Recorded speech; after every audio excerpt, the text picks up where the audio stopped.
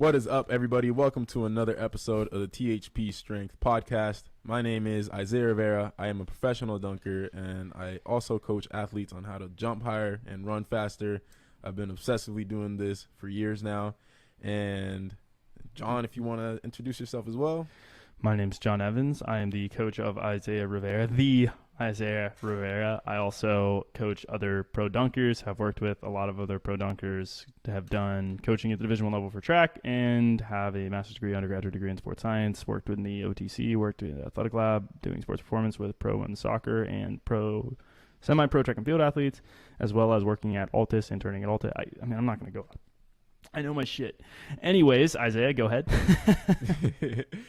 This week's podcast is brought to you by Legion Supplements. One of the biggest questions we get asked is, how can I improve my recovery? Well, one of the only ways to do this is to give your body more of what it already needs. Increasing bioavailability of these micronutrients can help you. In other words, it lets your body do what it is already trying to do during recovery, but better.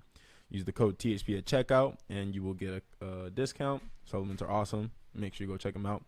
Secondly, we want to shout out Hawkins Dynamics. If you're looking for force plates to fact check us, go check them out. They have great leasing options. Lastly, if you're looking to get coached by both me and John Evans, go to THPStrength.com. You can sign up for a consultation call, see if you're a good fit for our program.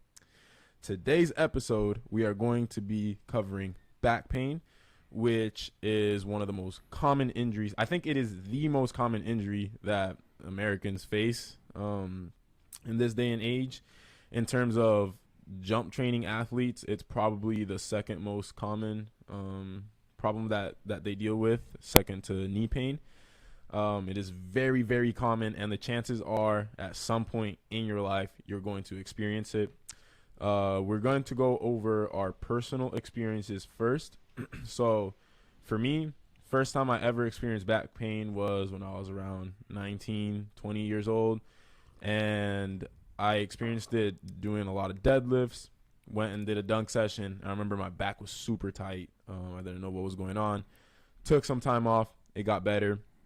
Then I would experience bouts of it every now and then over the next 2 years, specifically when I would deadlift and back squat in the exact same workout. So I just stopped deadlifting completely around 2 years ago. Didn't really have any issues for a long time. And then this past year, I started getting a lot of issues. It started when I did a super heavy power clean in a deep squat. My spine went into flexion. Then I went right into back squatting, that same workout. Didn't warm up at all right before the squat.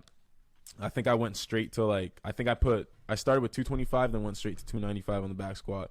And then that wrecked my back. Tried to jump through it over the next couple months. That was really bad. And I think it was from around July to, I want to say, November this year.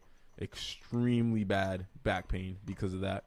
Was able to get rid of it right now. It's giving me no issues, pretty much. I did experience it a little bit when I got rim stuffed and I landed really bad. You never get rim stuffed, bro. I've never seen you get rim stuffed. It just doesn't happen. It's funny, in the YouTube video that I posted recently, I talk about it. I was like, yeah, I got rim stuff last session. And then CJ put in every rim stuff back to back to back. It was like 10 of them in a row. But yeah, other than that, I can basically train pain-free as far as my back goes. And it is because of the principles that we are going to be covering today. And John, if you want to go over your experience with back pain. Yeah, so I actually started having back pain. It was actually the first serious injury that I ever had, other than maybe an ankle sprain or something like that. When I was 13, I started high jumping a lot, basically every day, along with lifting, doing heavy half squats, and trying to learn how to deadlift and do all this unsupervised in my basement with metal plates and this shitty bar. And I really just started to get hurt. Specifically my back. So at the time, I remember it started with back spasms. I was walking around, and I was 13 or 14, and my back would just lock up. And I remember talking to my uncle, who was a PT, and he kind of felt around and was like, yeah, it looks like you're starting to get back spasms and stuff. And I couldn't do shit. I couldn't walk without pain. Like every time I put my foot out in front of me, I remember it was like a stabbing pain in my low back and like grabbing would kind of suck the wind out of you. And I knew it was like a muscle, but it was just so annoying. So I think I just used ibuprofen. I probably did heat or something like that, and honestly just trained through it and didn't really pay attention to the pain at all. I just was like, I want to jump higher. Like my back feels good enough for me to do stuff, so I'm just going to do stuff. And it just kept getting worse and worse and worse. And I remember when I was like 14 or 15, I think I started having spasms at 14. So maybe like a little after that time, I was like actually outside dunking, and it locked up. And I was low rimming, actually. One of the few times I specifically remember low rimming. And we were at my cousin's house and then locked up. Like I said, my uncle felt it. And I remember like being back at my house, and I was trying to stretch out my back. I was like, oh, my low back is just so inflexible. Like I feel like I can't bend over at all. Like I can't do anything. And it really got bad after I did a volleyball. It was actually really bad. So I lifted in the morning, did half squats or back squats at like 285 or something when I was 14. And then I went to track practice, summer track practice, and high jumped for 1 or 2 hours. And then I went to an all-night volleyball tournament and jumped all night for this volleyball tournament. Like hittings, whatever else, like I just love volleyball at the time. And my back, I just remember the next day, like it was so bad. I couldn't walk. I couldn't get up. It was just really bad. I couldn't even sit in a chair for like an extended period of time. My back was so sore and so painful. Yeah. And that probably lasted for 3 or 4 months. Like honestly, we thought that I had a herniated disc. We went to I was one of the few times my mom has taken me to the doctor in my entire life. I remember this. And we went to get an MRI, and they were like, you have bulging discs. Like they're not herniated yet. And then I had another MRI, I think when I was like a senior in high school. And then they did confirm that I had several herniated discs, actually. I think it was like L3, L4, L4, L5, L5, S1 were herniated. And I had sciatica. I started having sciatica when I was like a 17 or 18, just like not training properly. You know what I mean? It's part of the reason what makes me a good coach today is all the stuff that I've experienced so that you guys don't do the same thing. But I didn't really, honestly, I just trained through it. I really just trained through it, and I was like, I'm not getting surgery. My twin brother actually had back surgery, and his was like good, but it was honestly like, he still was like, I can't do stuff, like I'm limited, and it took him years to get back to a point where he was like really pain-free. Dan Gross is calling. Should I answer it? No. And so prioritize the podcast. Yeah. Well, I wanted to put him on the podcast. That'd be hilarious. So yeah, I ended up. Yeah, I mean, I really just trained through it, didn't get surgery, and eventually it just started to get better and went away. And my sciatica, I just kind of lived with until it went away. And I mean, I could talk more about why I think that is, but yeah, that's basically what happened. You saying the day after you woke up from the volleyball tournament, like how bad it was, reminds me of, I remember the specific day. It was, my back was at its absolute worst. So it had flared up, right? It was after playing basketball and doing all my squatting and stuff like that.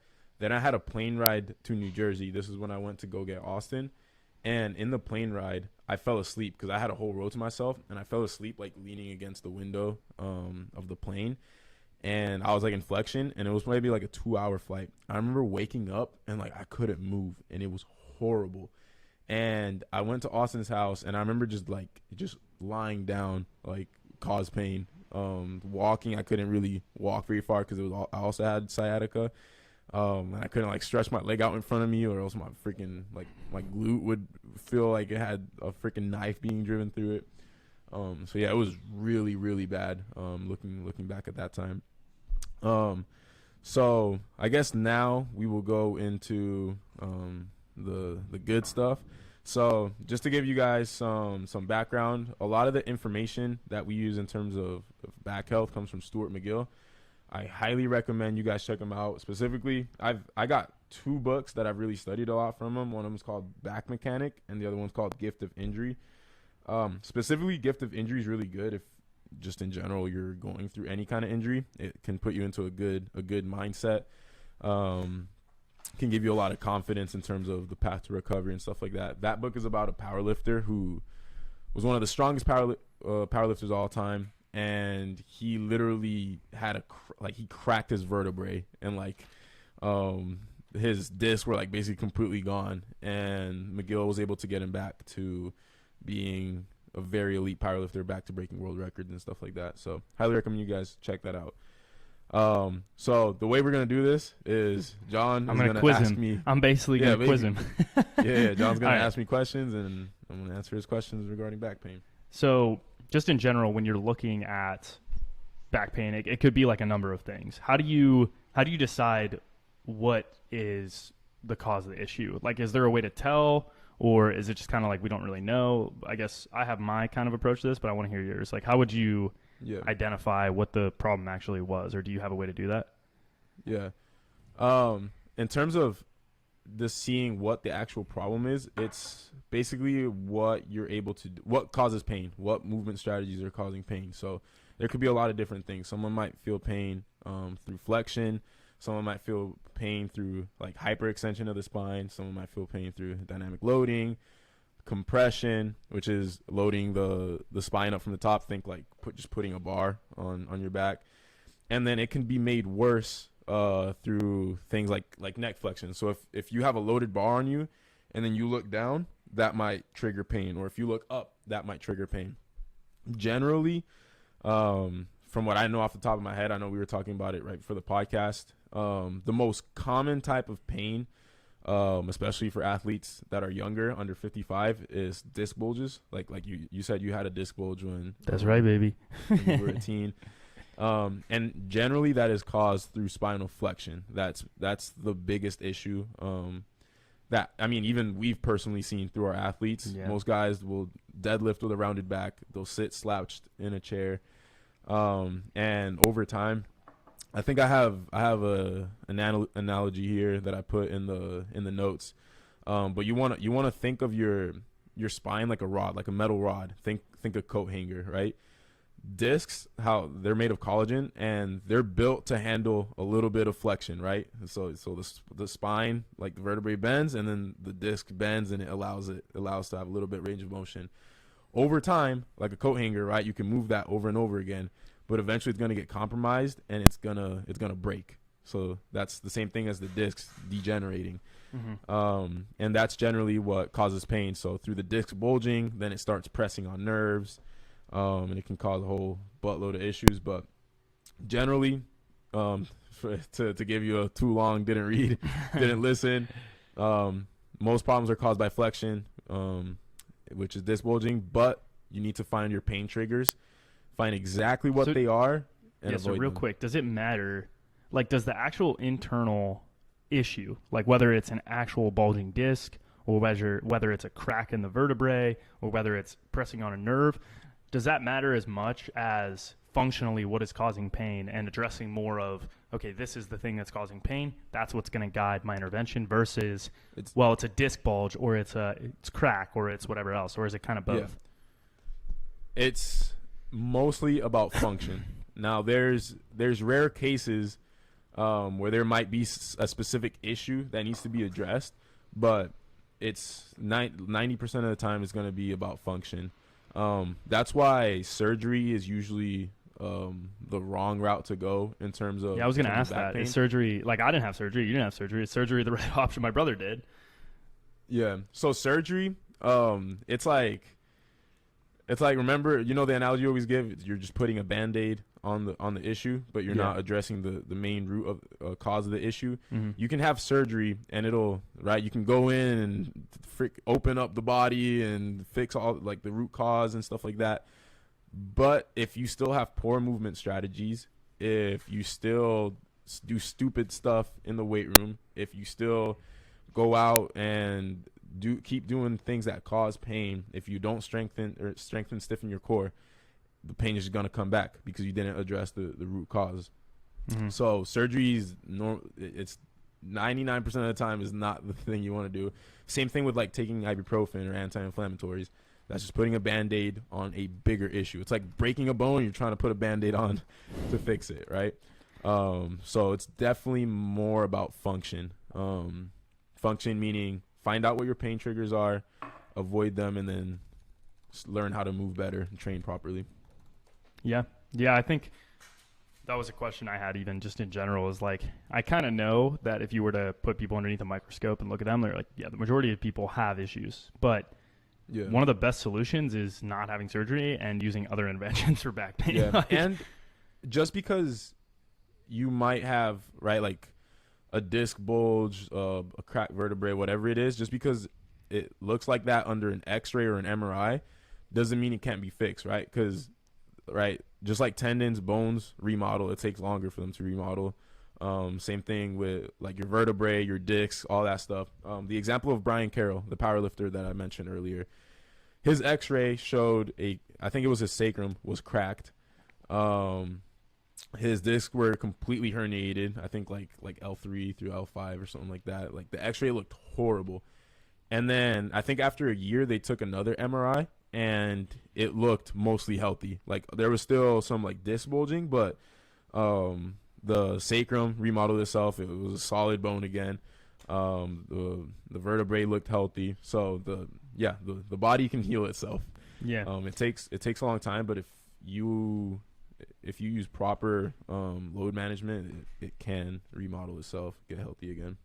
So you kind of have talked about a couple different issues. You could have nerve pain where maybe the disc itself ruptures and the nucleus of the disc is like pushing on the nerve root, or you could have a crack in the actual bone, like the actual vertebra. And you could also have, the muscles causing pain. So there's kind of like different, internal forms of back pain that could cause different types of pain.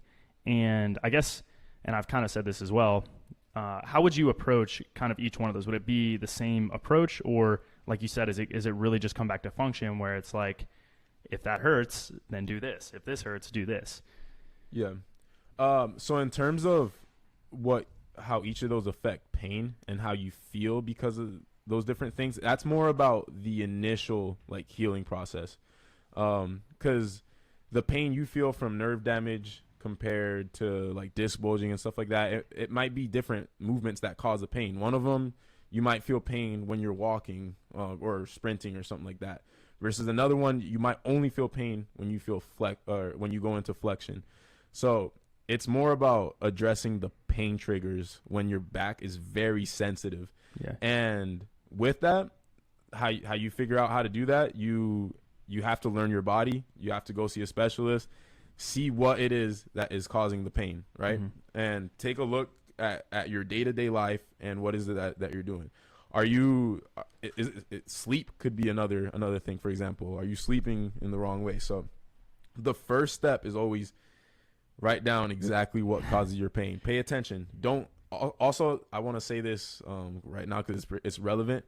Don't ever test your back pain, because that can mess you up even more. It's like activities of daily living are the test. Like just by living your life, you'll figure out what is hurting your back. Don't be like, well, I wonder if I can like flip upside down. Yeah, touch my toes really fast and like then go into a backflip. Like, I wonder if that'll hurt my back. It will. So don't do that. Yeah. You just have to be very introspective. You have to be very aware about maybe what's your causing body. it. Yeah. So another thing I wanted to ask is, can you train around, like, let's say I know that RDLs bother my back. I know every time I fucking do RDLs, they bother my back. But back squatting is fine. It doesn't bother me. Does that mean that, okay, just because the back squats aren't bothering me, I shouldn't do them because I'm actually causing more damage? Even though if I did them every day, it would cause no issues. But like as soon as I do an RDL, I'm screwed. So does that tell you, okay, avoid back squats altogether because that's why the RDLs hurt? Or is it like, no, actually the squatting is totally fine. You just want to avoid the RDLs. Like, how would you approach that? Yeah. You can generally train around back pain.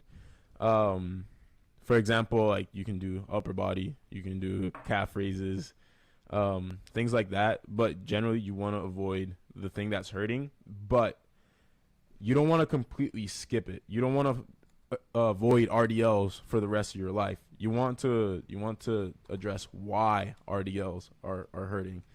Most likely RDLs are hurting because you're hip hinging in the wrong way. The general progression, I think this would be a good point to go into the progression of like what you can train versus what you cannot train. generally, right? So let's say you wrote down what your pain triggers are. You avoided everything that hurts, and now your pain settled. You can do day-to-day activities with little to no pain. The first thing you want to be doing is you want to do the McGill Big Three. If you don't know what the McGill Big Three is, they're the curl up, and I can't really demonstrate right now, especially if you're listening, but you can literally just Google it, McGill Big Three. But they consist of the curl up, the side plank, and the bird dog. So you want to start these as soon as possible. The objective of the McGill Big Three is to increase the stiffness in your core. I was just about to ask this. Yeah. So I wrote in my notes here, the muscles of the spine are designed to stop motion. This is different from the muscles in the rest of your body. Of your limbs and your hips, those muscles are designed to create motion. So the spine is supposed to be stable, right? It's not meant to go into a lot of bending, flexion. You don't want to stretch it. You want to be as stiff as possible in your core. And so it's kind of like the chassis. Like the movement is not, the spine is not the driver of movement. It is the chassis that allows you to apply force optimally. Like if I'm going around a bend in a Corvette, the last thing I want is for the center of that car to turn into rubber and and start flexing in the wrong direction. I want the tires to stick. I want the car to be stiff, a stiff chassis, so I can take that bend quickly and there's no flexion. That's why cars are like made of carbon fiber and why they are made of these very stiff materials, so that you can, I guess you probably need some level of flexibility, obviously. Like, I think even in a car you don't want it to be totally stiff, but there is a certain amount of stiffness is usually better, right? That's correct. Yeah. And not even just for health, it also helps for athletic performance as well. Yeah. Because you can transfer energy a lot easier through something stiff. There's not going to be energy leaks. It's like why you push through the long axis of your body in sprinting. It's why when you jump, you generally want to have strong posture and good posture whenever you're at the bottom of the jump or whatever else. And if you don't, that's where you start to have issues and things like that. Yeah. And I wrote this analogy as well. Imagine stacking up oranges and then you place a heavy weight on top of it. The oranges are going to crumple, right? But imagine you stack up those oranges, put a long toothpick right through the middle. That's going to stiffen up the oranges, and then you're going to put the weight on top, and it's not going to crumple. So it's the same thing day to day. If you're slouching, that's like the oranges crumbling down, right? You're slowly adding tiny bits of load over and over and over again. Eventually, your spine's going to get fucked up.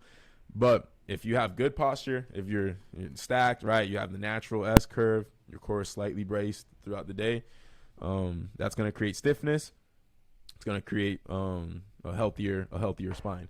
So the point of the McGill Big Three, it's a way to train your core without going into flexion and increasing stiffness. It increases the endurance of all your muscles that stabilize the spine. So that like you can do things like sit with good posture all day and you're not going to get tired, so that you can walk long distance and you're not going to compromise your spine, right? Mm-hmm. So the McGill Big Three, you want to start that as soon as possible. So generally, like if you are mindful about your day-to-day posture, you can generally bring the pain down within a week. Like within a week, it can be controllable to the point where you can do McGill Big Three. From there, you want to do the McGill Big Three 3 times a day. As soon as you wake up, mid-afternoon, nighttime, try to work up to a minute each. And then there's progressions of the McGill Big Three that you can work into after that. That was something that was new to me. Like whenever I was like, these exercises are easy, Isaiah, because honestly, I've had back pain for years. And I was like, why? Like, what do I supposed to do about this? And he's like, oh, do this one. It's way harder. Do this one. It's way harder. And I'm like, perfect. So those progressions I actually really like if you're someone like me whose core is incredibly stiff. Yeah. And generally, you also want to do, if there's one of the McGill Big Three that you're worse at, you want to focus your time on that one. The goal is to bring them up so that they're even, so that they're equally as difficult. So in my case, that's new to me. I didn't know that. Yeah. So in my case, I was really freaking bad at the curl up. I've always had a pretty weak core. And yeah, I was really bad at the curl up. So I focused on just doing the curl up, and I found that it gave me the most relief as well out of all the McGill Big Threes. So every morning, as soon as I woke up, I would go into a curl up. I would do 10 seconds at a time. And then I built it up to where I could hold it for a minute straight. And that was a huge key in getting my back healthier. So that's kind of the first step in getting your back healthy, is focusing on the McGill Big Three. Then you're going to get to a point where you're basically pain-free day to day, and you have your posture under control. Another thing that I forgot, step 1, walking. Okay, walking. Yeah, what the hell? What about the walking? Yeah. But wait, there's more. So walking is huge. It is a big, it's one of the most important parts in recovery, and I think it's something that a lot of people miss out on. So when you walk, the musculature that you use, it works right. When you're walking, all your weight is usually just on one leg, right? It's on your right leg's on the ground, left leg is up. The good walking posture, you have a stiff core, you're bracing at the core, using good posture. Shoulders are back, chest up, head is up. Don't look down straight at the ground so that your neck isn't in flexion. It trains a lot of the lateral muscles of the core and the spine, and also on the hip. So that it's not very intense, right? You're not going for a 1 rep max every step when you're walking. So it's very, very low intensity. McGill recommends walking 3 times a day for 30 minutes on each of your walks. That's so that's much. Something you also want to start. I hate walks. It's so much walking. My girlfriend's always like, "You want to go on a walk?" I'm like, "Your walks are like 4 hours long." No. I'm like, "I want to walk around the block with my dog." That's it. I love walking. Move to Pittsburgh, bro. Move to Pittsburgh where it feels like 11 degrees. You won't love walks, okay? I remember there was one time we were on the phone and we were working. I think we were talking about work or something like that, and I was literally out there for an hour and a half, like on the phone. And I'm just like, but yeah, walking is really important. Yeah. So make sure you're doing that along with the McGill Big Three. That's also something you can do really early in the recovery process. And then I also want to put this quote that McGill had in one of the books, and I think this applies to anybody that's going through any kind of pain or load management. He says, when you experience pain throughout the day, instead of obsessing over it, acknowledge that you feel it and use this as a reminder to adjust your postures and movement patterns. Focus on the solution and not the problem. Mm-hmm. I think a lot of times with pain, whether it be knee pain or back pain, there's a flare up and instantly your brain goes into freak out mode. And you're like, oh my God, what am I going to do? My life is over. I'm not going to be able to train. I'm not going to be able to improve. Blah. When the pain should be used as a reminder that you're doing something wrong, that you did something wrong. And you should use that pain as a guide to guide you through your recovery process and to see what it was that you're doing wrong. I think Cabella put something on his story. Do you remember the quote that Daniel Cabella put in his story? It was something like don't ignore pain. Pain is your body's way of telling you that something's wrong. I think it was something like that. I don't remember exactly what it was, but so pain. There's a reason we feel pain. There's a reason God made us feel pain, right? Like something's wrong. Stop doing it. It's telling us something's wrong. So that's kind of the beginner steps of walking and the McGill Big Three. From there, it's about learning how to move properly. I was going to ask you about this. This was interesting to me because I was always like, oh, that's all you do. This is it. And then you're like, oh, no, you're supposed to do hip thrust. And you're supposed to do hinging. You're supposed to do squatting. And I'm like, wait, hold on. You never talked about this stuff when you started teaching me, because you were the one that really studied a lot of his stuff. I was just kind of like, okay, yeah, I don't have the luxury of reading this whole book right now because I'm focusing on work, and I don't really feel like doing this, and you're already doing it. So why don't you just read the book and you can tell me what you learned? And you read the book 3 or 4 times and concurrently taught me in the same way that I've taught you things. And so, you've become the expert on the back things, and I've just kind of paid attention. Yeah. But so now, getting into that progression, how do you start the progression? How do you know when to start it? And what is the progression? Yeah. So you want to look at where you want to end up in terms of the progression. So if you're a jumping athlete, you want to progress up to jumping. If you're focused on lifting, you want to get to the point where you can deadlift and squat without pain. And in general, you want to start by working on the hips. The hips are really important in terms of back pain. You want to have good motor control over them. You want your hips to be strong. You want to focus on being able to stiffen your core while moving your legs through, and your hips are like the main driver of that. So think you're in a bird dog, right? And you're one hand's up, one hand's back. You want to be able to move your arms and your legs while staying stiff at the core. A general progression from that is going over to hip thrust. A common mistake people do when they do hip thrust is they have a lot of movement at the spine. So they'll like go down on the eccentric, and like their spine will kind of go into like hyperextension.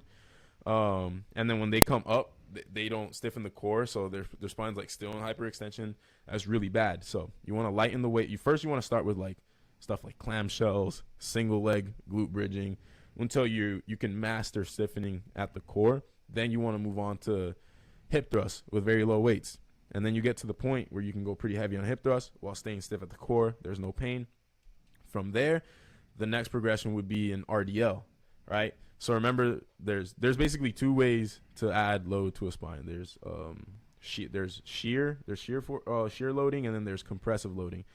So RDLs, they are going to increase the shear load on the spine. Now, this is okay as long as your spine is moving the way it's intended to, which is by stiffening up, not going into flexion. So you want to learn how to hip hinge properly after you do hip thrust. Go to YouTube, type in how to deadlift Isaiah Rivera, and on there we show a drill on how to do proper hip hinging. You basically put a broomstick on your spine, and you do hip hinges, and the broomstick is a good reference point to see if you're flexing at the spine or not. So you want to be able to master RDLs, start loading RDLs up, get to the point where you're flexible enough and you have enough motor control and a stiff core that you can do RDLs properly at a heavy weight. Also, while you're doing RDLs, you can also get to squatting. Now, squatting is something that personally for me, this was my main cause of back pain. I've been doing deep squats and like been obsessed with deep squats since I was like 14, 15. I was always obsessed with Olympic weightlifting. Like I look up to those guys like Clarence Kennedy on YouTube and stuff like that, doing super deep squats. So I've been doing deep squats forever, right? Now my body anatomy, I have long ass femurs. I have pretty good ankle mobility where I can deep squat, but I don't have the mobility to deep squat without going into a little bit of back flexion. Now, normally this wouldn't be an issue, but when I started getting strong as shit, being able to back squat close to 400 pounds, my deep back squat, I would go into a little bit of butt wink, and then just over time, over months and months and months of loading that up, and then add jumping to the equation and add bad posture when I'm sitting down, it wrecked my back. So squatting was something I had to relearn. I had to humble myself and be like, all right, you're not going to be able to deep back squat without going into flexion, so let's keep it at parallel. Front squat didn't cause me problems because my spine doesn't go into flexion. I have the flexibility to do a deep front squat with no pain, so focused on that instead. But you want to really look at your squatting. Never ever go into spinal flexion when you're lifting. If you're doing a deep squat body weight that's unloaded, that isn't as bad. But if you're going to be lifting and pushing heavy weights, like especially if you're on THP, heavy weights is an integral part of our training. Don't go into flexion in your squats, right? There's a lot of ways you can go around that, right? You can elevate your heels. You can buy weightlifting shoes.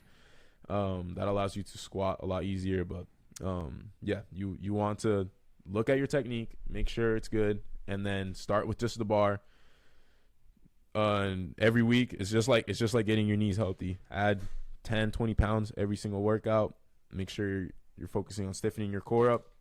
And then over time, you're going to be able to get your RDL and your squat up to a point where it's pain-free and you can go heavy.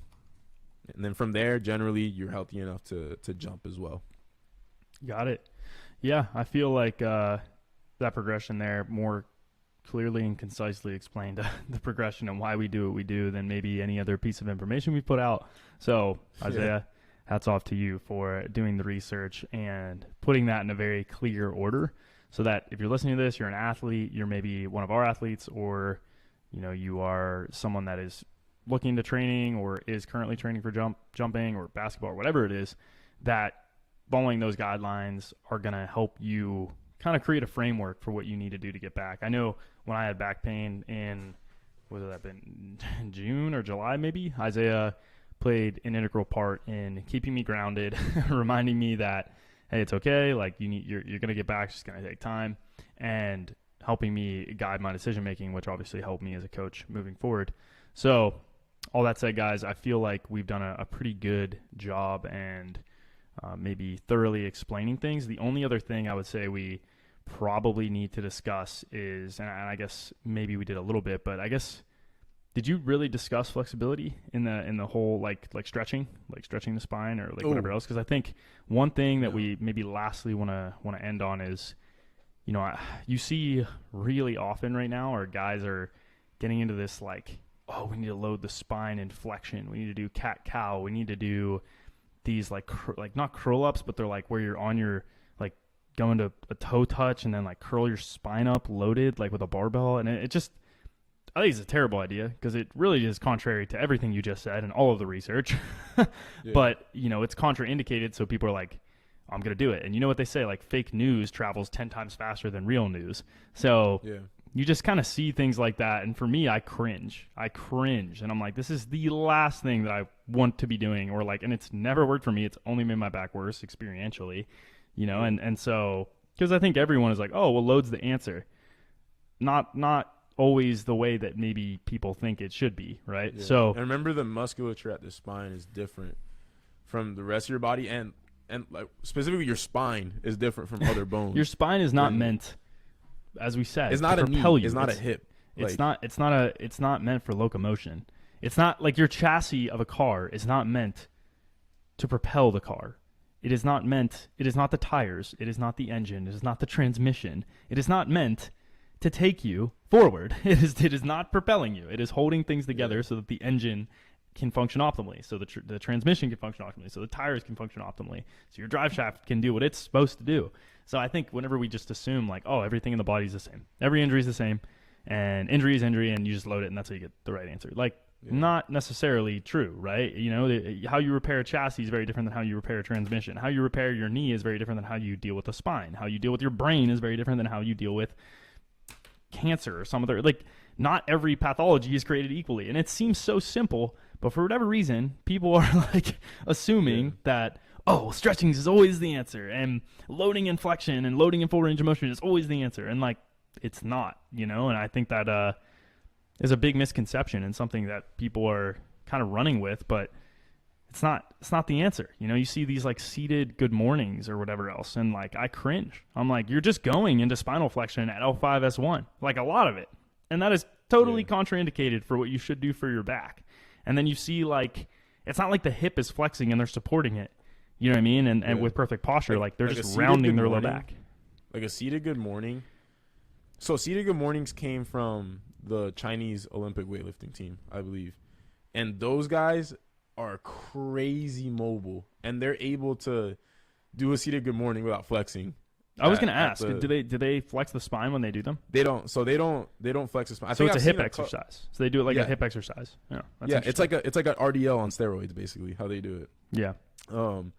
But then guys try to recreate the seated good morning. And they don't have the hip mobility to do that. They don't have hip mobility, and half the time they don't even know how to hinge at the hip either. So it just turns into a fucking seated spine bend. The other one that I've seen, I don't know who popularized this, but it's like you hold the barbell. I used to see it whenever I worked in North Carolina. You hold a barbell and you like curl up like vertebrae by vertebrae by vertebrae with a barbell in your hand. It's like a stiff leg deadlift on steroids or something like that. I don't know where that started. I've seen it for a while. I'm pretty sure. Was that gymnastics?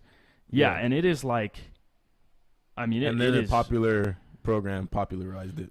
Oh, okay. So it became popularized, and now it's like, I just don't think that exercise is good at all. Like, based on everything you just said, that would be something I shouldn't be doing. McGill has done studies on that, like specific exercise. I'm pretty sure. Like he has a video talking about just that exercise and being like, so look up Stuart McGill Big 3. He talked about it for like 45 minutes. If you really want us to get into that. So basically, Yeah. don't load it in flexion. Don't do those exercises. Stop stretching your spine. Like, stretch your hips. Don't do Stretch your hips. Stretching your hips is good. Stretching the spine is not good. You can also stretch your hamstrings without going into flexion. Yeah. I think that's a big So the reason that you feel a stretch more when you touch your toes is because oftentimes your pelvis is moving to posterior tilt. And when you're flexing, that gives your hamstring more slack, because if your hamstring is attached to the ischial tuberosity, if your pelvis kind of turns into this butt up position, or like, as I say, like big booty Judy, you stick your ass up like these fit chicks, that's anterior tilt. You're stretching at the proximal portion of the hamstring. You're stretching it. Even if you're just standing still and you go to anterior tilt, you're putting your hamstring on stretch. So if you touch your toes and you're holding true anterior tilt, it is very hard, if not near impossible, to touch your toes if you're in really good anterior tilt. It's just like really tough to stretch your hamstrings that much. What most people do is they tuck their pelvis a bunch and they round their low back when they touch their toes to get much of the range of motion. It's not coming from the hip. And so to get that, and some hurlers and stuff like that will use those strategies to get over a hurdle, or like some sprinters will use that strategy a little bit to get into the blocks a little bit more efficiently. But it's not true mobility, right?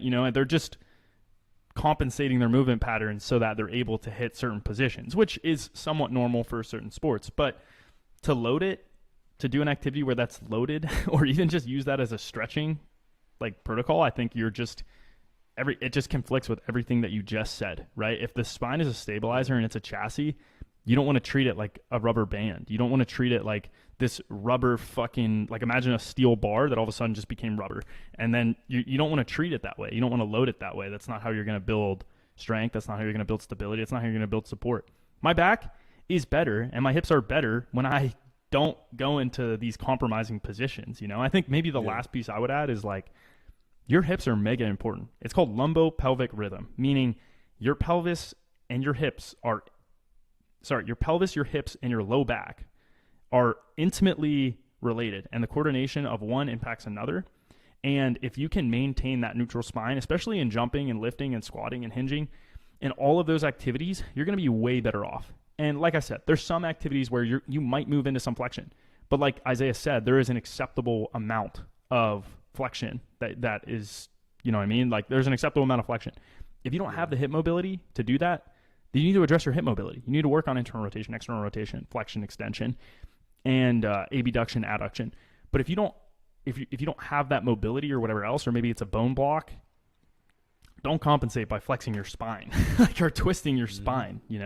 I think that's going to cause so many more issues. So yeah, that's kind of my 2 cents on it. If I were to really just say, like, based on everything he just said, maintain your posture, do McGill Big 3, go on the walks, and lift with good posture, and do the progression he talked about, and you're going to cure your back pain. You're going to get rid of your back pain. Yeah.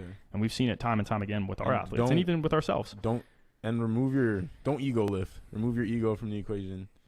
That's one of the biggest reasons that lifting in a apartment or lifting outside of a commercial gym is beneficial. Yeah. Like, you're just focused. It's you versus you. That's how your mindset should be. So, yeah.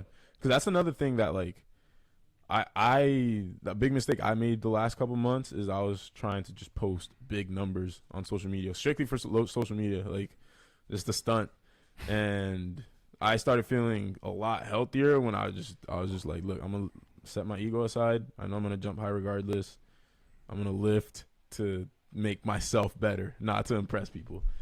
So, yeah, don't ego lift. Yeah.